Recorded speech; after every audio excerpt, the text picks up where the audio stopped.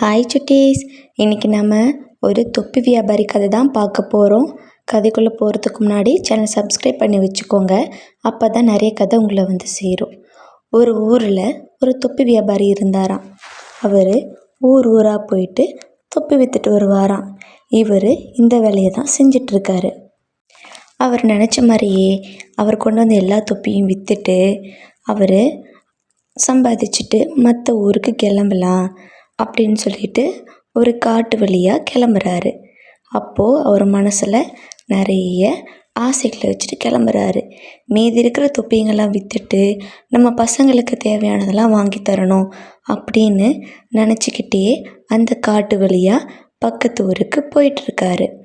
அப்போது போயிட்டுருக்கும்போது அதிகப்படியான வெயில் மண்டை காய ஆரம்பிச்சிருச்சு.